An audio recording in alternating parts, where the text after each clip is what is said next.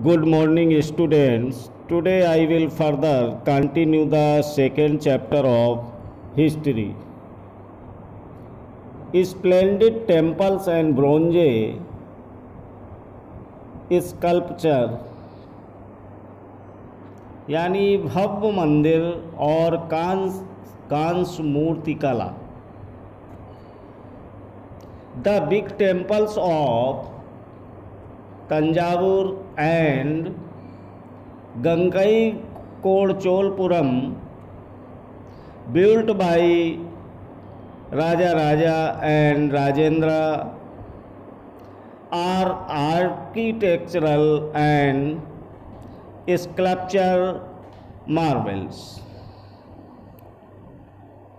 राज और राजेंद्र प्रथम द्वारा बनाए गए तंजावुर और गंगईकोंडचोलपुरम के बड़े मंदिर स्थापत्य और मूर्ति कला की दृष्टि से एक चमत्कार है. Chola temples often become the nuclei settlements which grew around them. Chola मंदिर अक्सर अपने आसपास विकसित होने वाली बस्तियों के केंद्र बन गए. चोल मंदिर अक्सर अपने आसपास विकसित होने वाली बस्तियों के केंद्र बन गए. These were centers of craft production. Temples were also endowed with land by rulers as well as by others. ये शिल्प उत्पादन के केंद्र थे. ये मंदिर शासकों और अन्य लोगों द्वारा दी गई भूमि से भी संपन्न हो गए थे. The produce of this land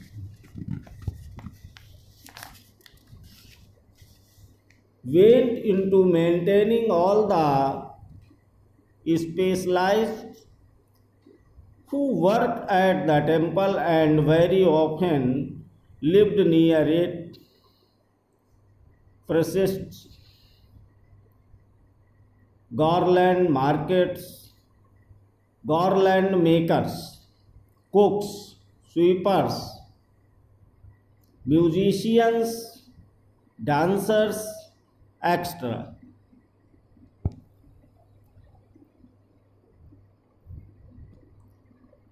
इस भूमि की उपज उन सारे विशेषज्ञों का निर्वाह करने में खर्च होती थी जो मंदिर के आसपास रहते और उसके लिए काम करते थे.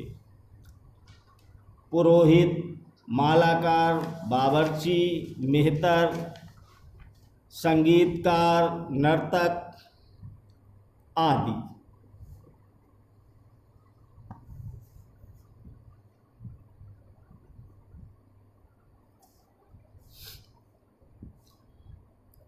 In other words, temples were not only places of worship, they were the hub of economic, social and cultural life as well.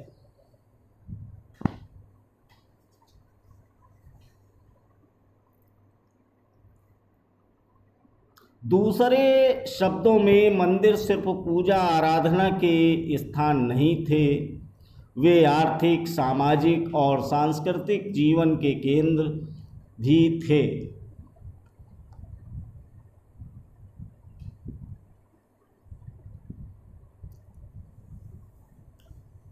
Among the crafts associated with temples, the making of bronze image was the most distinctive.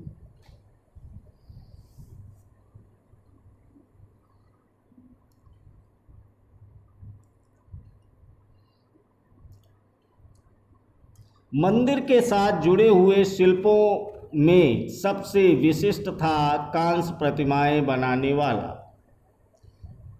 Chola bronze image were considered amongst the finished in the world, while most images were to deities.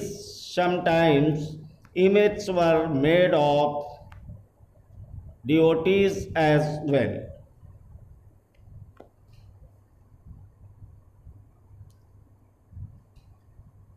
Chola कांस्य प्रतिमाएं संसार की सबसे उत्कृष्ट कांस्य प्रतिमाओं में गिनी जाती हैं।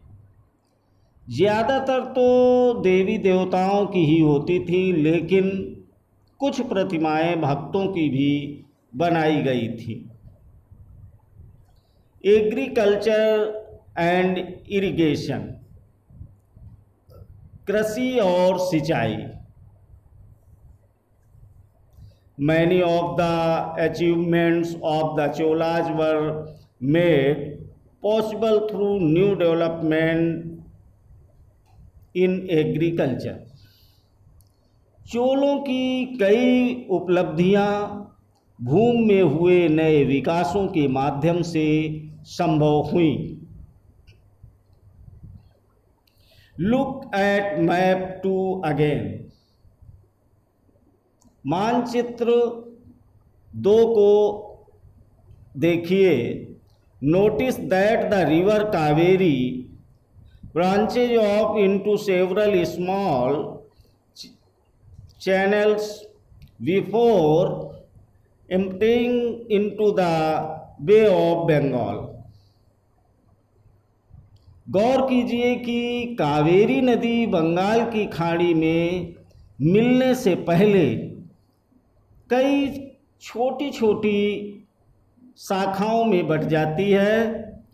These channels overflow frequently, devote their banks. Water from provides the necessary moisture for agriculture, particularly the cultivation of rice.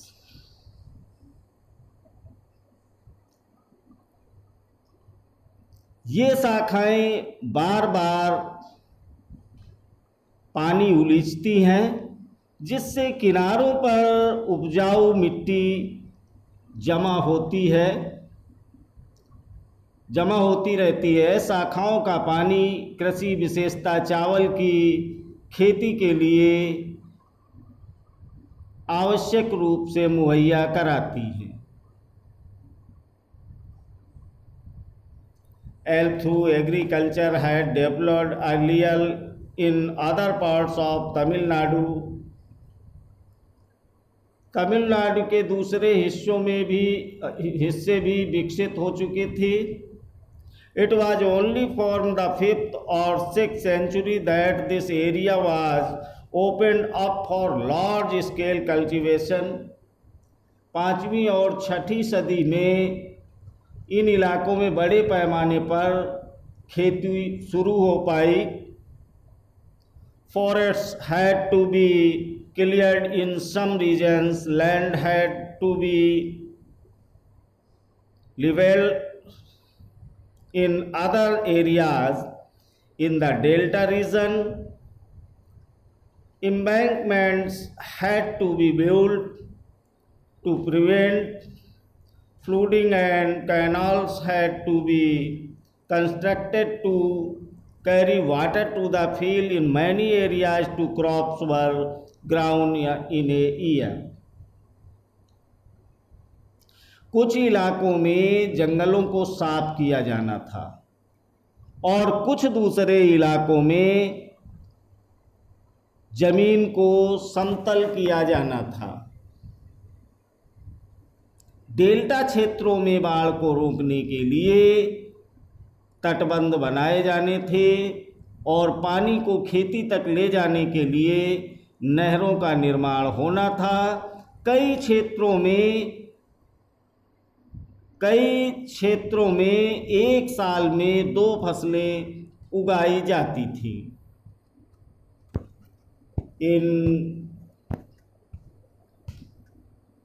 In many causes it was necessary to water crops artificially.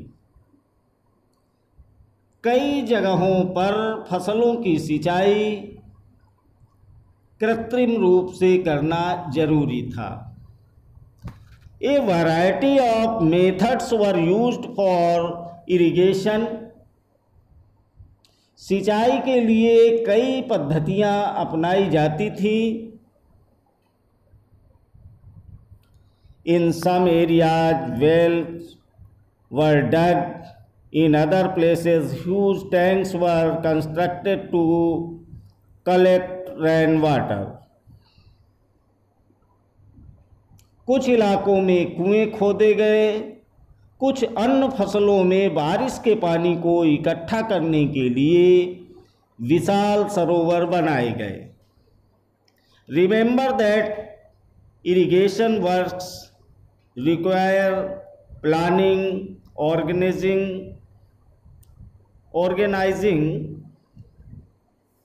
labor and resources. स्मरण रहे कि सिंचाई के काम में योजना की ज़रूरत होती है, जैसे श्रम और संसाधनों को व्यवस्थित करना, इन कामों की देखरेख करना और ये तय करना कि पानी का बंटवारा कैसे किया जाए। Maintaining the works and deciding on how water to be shared, most of the new rulers as well as people living in village took an active interest in these activities. ज़्यादातर नए शासकों साथ ही साथ गांव में रहने वाले लोगों ने इन गतिविधियों में सक्रिय रूप से दिलचस्पी दिखाई। The administration of the empire, साम्राज्य का प्रशासन। How was the administration organised, प्रशासन किस प्रकार संगठित था। Settlements of peasants known as और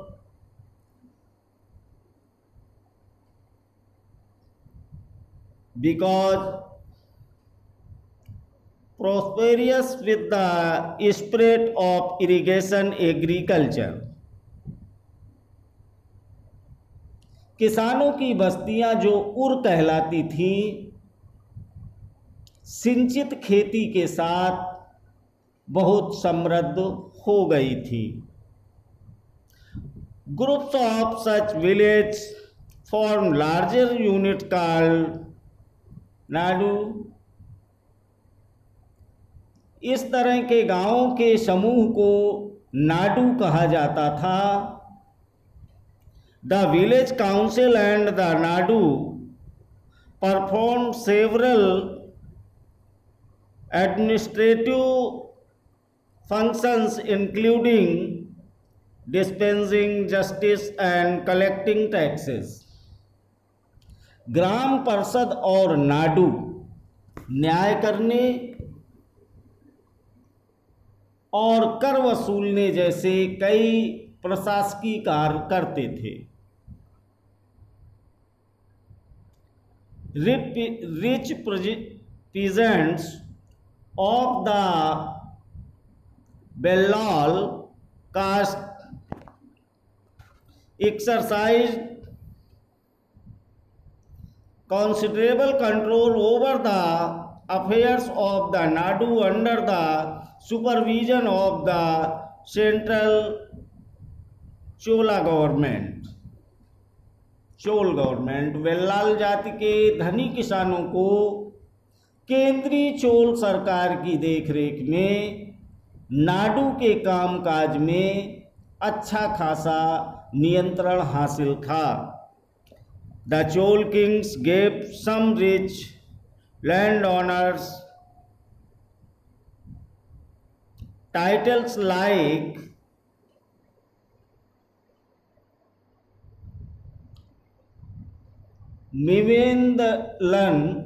मिवेंदवेलन चीफ एक्स्ट्रा। उनमें से कई धनी भूस्वामियों को चोल राजाओं ने सम्मान के रूप में मुवेंदवेलन यानी 3 राजाओं को अपनी सेवाएं प्रदान करने वाला वेलन या किसान।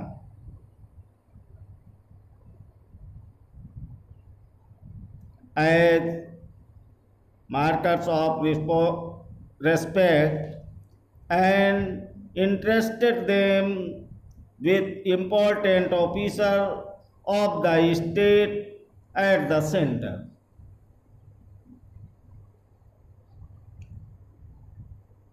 अरैयार ये प्रधान होते थे, जैसी उपाधियां दी और उन्हें केंद्र में महत्वपूर्ण राजकीय पद सौंपे।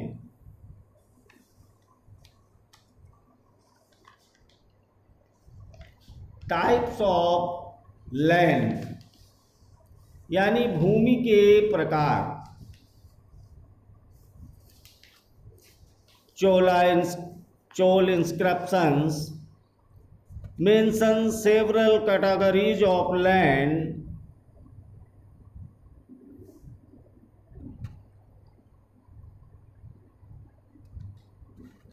चोल अभिलेखों में भूमि की विभिन्न कोटियों का उल्लेख मिलता है। Vellanvagai land of non Brahmin peasant proprietors यानी गैर ब्राह्मण किसान स्वामी की भूमि। Brahmadeya land gifted to Brahmins ब्राह्मणों को उपहार में दी गई भूमि यानी ब्रह्मदेव। और गैर ब्राह्मण किसान स्वामी की भूमि बेलन बगाई। Shalabhoga land for the maintenance of a school किसी विद्यालय की रखरखाव के लिए भूमि। Land for the maintenance of the a school shalabhoga. देवदान तुर्नम टक्कनी यानी लैंड गिफ्टेड टू टेम्पल्स मंदिर को उपहार में दी गई भूमि।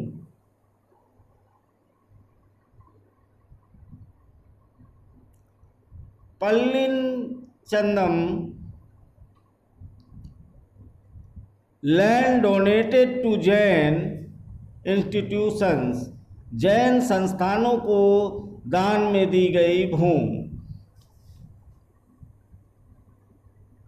We have seen that Brahmins often received land grant of Brahmadev. As a result, a large number of Brahman settlements emerged in the Kaveri Valley as in other parts of South India. हमने देखा कि ब्राह्मणों को समय समय पर भूमि अनुदान या ब्रह्मदेव प्राप्त हुआ। परिणाम स्वरूप कावेरी घाटी और दक्षिण भारत के दूसरे हिस्सों में ढेरों ब्राह्मण बस्तियां अस्तित्व में आईं।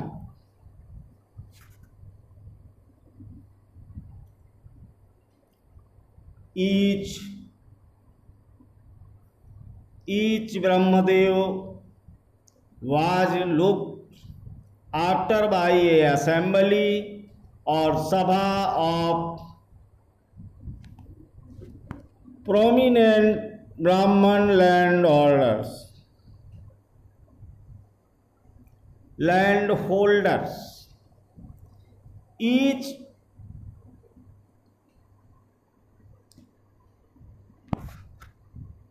each Brahmadev was looked after by a assembly or sabha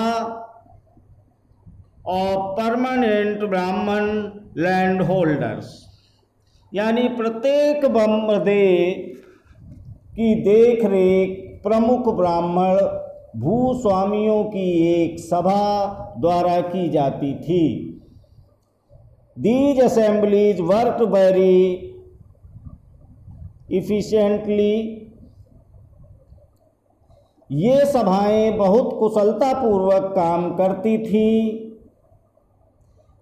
Their decisions were recorded in detail in inscriptions, often on the stone walls of temples। इनके निर्णय शिलालेखों में प्रायः मंदिरों की पत्थर की दीवारों पर ब्यौरेवार दर्ज किए जाते थे।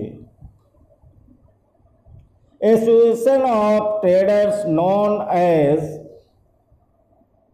नगरम also occasionally performed administrative function in towns। Nagaram के नाम से ज्ञात व्यापारियों के संघ भी अक्सर शहरों में प्रशासनिक कार्य संपादित करते थे। इंस्क्रिप्शन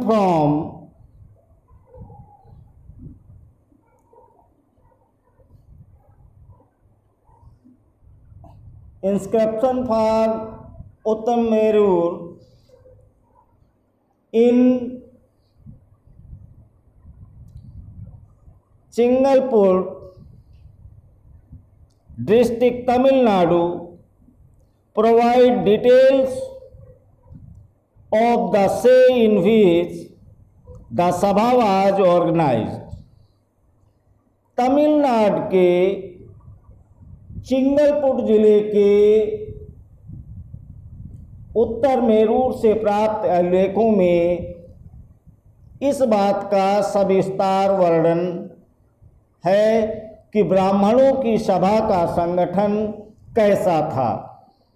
द सभा had state committees to look after irrigation works, gardens, temples, etc।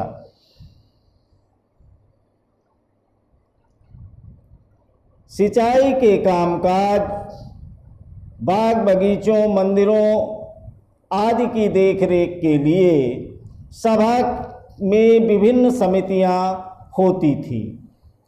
Names of those eligible to be members of these committee were written on small tickets of palm leaf।